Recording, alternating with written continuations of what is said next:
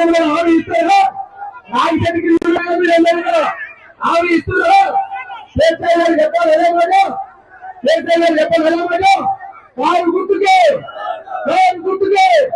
జై తెలంగాణ ఉన్న పెన్షన్ 2014 నుంచి 1000 రూపాయలు చేసిండు. మళ్ళీ అదే మళ్ళీ 2018 నుంచి 2000 రూపాయలు చేసిండు.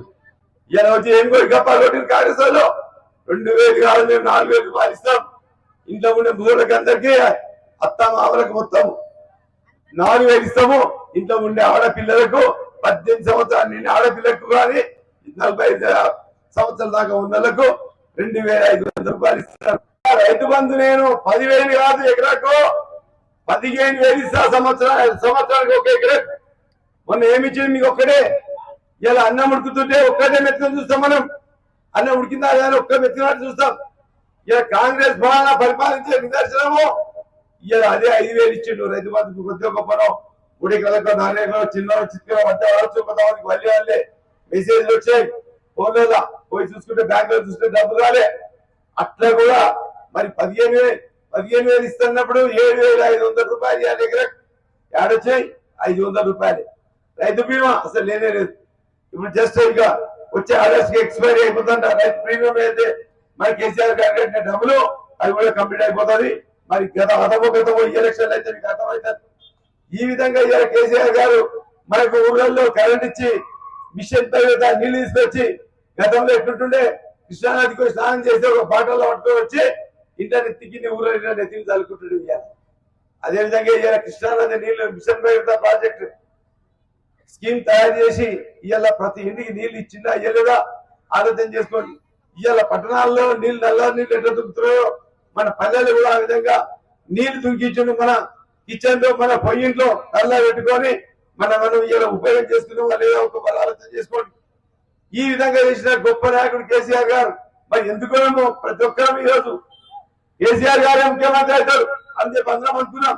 కానీ అజానికి వెళ్ళకపోతే కేసీఆర్ గారు ఎట్లా ముఖ్యమంత్రి అవుతారు ఒక ఆలోచన చేసుకుంటే బాగా. లేనిపోని కాంగ్రెస్ ప్రభుత్వం గొప్పతనం లేదు, రేవంత్ రెడ్డి గొప్పతనం లేదు. లేనిపోయి హామీలు ఇచ్చి మేము వచ్చేదే పోయేదే చూద్దాం, ఒక మాటను చూద్దాం. దానికి ఆకర్షితమైనమా మరి ఏ విధంగా ఇటువంటి కేసీఆర్ గారిని ఓడగొట్టుకున్నాం మనం. ఒక్క హామీ అంటే ఒక హామీ లేదనుకున్న ఒక బస్సు మాత్రం ఇస్తున్నాడు. ఆ బస్సులో పంచాయతీలు లేని కొట్టాడలు ఇది ఒకటి సృష్టిస్తున్నాడు. ఇవాళ తప్ప వేరే ఏం లేదు. ఇవాళ శాంతాల బదులు మనం ఏమంటాం హైదరాబాద్ పోయాడు బస్సు ఉన్నతాన్ని ఇవాళ మనం బస్సు ఎక్కడికి ఇవాళ మనం కేసీఆర్ గారు వచ్చినాక ఆర్థికంగా ప్రతి ఒక్కరు ఊళ్ళో బలపడ్డాం. ఇలా 10 రూపాయలు లేవా మనకు బస్సు ఎక్కడికి. అటువంటి స్కీములు ఫ్రీ తిరుగుతున్నాయి బస్సులు, ఉత్తర తిరుగుతున్నాయి బస్సులకు పని లేదని చెప్పి ఇది ఒక పని పెట్టి ఇలా ఏమైంది. ఇవాళ రైతులకు ఖరీఫ్ ఏదైతే వానకాల పంటలనే అయ్యా మీరు అమ్ముకున్న పంటలకు కూడా బోనస్ 500 రూపాయలు ఇస్తాను. ఒక్కొక్క గింటకు ప్రతి రైతుకు 500 రూపాయలు ఇస్తాను. ఇచ్చిన తల్లి ఇవాళ ఊర్లలో ఎక్కువ అందరు రైతులు ఉంటాం, పంటలు పండించడంలో ఉంటాం. నేను కూడా రైతులు గిన్నె ఇంతకుముందు మా ఊరు కూడా శాసనసభ కాన్స్టిట్యూన్సీలో ఉండే తర్వాత చర్చలకు. అందుకని చెప్తున్నా బాగా ఆలోచన చేసుకోండి. ఓటు వేసే ముందు ఏ ప్రభుత్వం వచ్చినప్పుడు మనకి ఏం చేసింది, కేసీఆర్ గారు ఏం చేసిండు, గతంలో ఉన్న కాంగ్రెస్ ఏం చేసింది, మిగతా పార్టీలు ఏం చేసినాయి.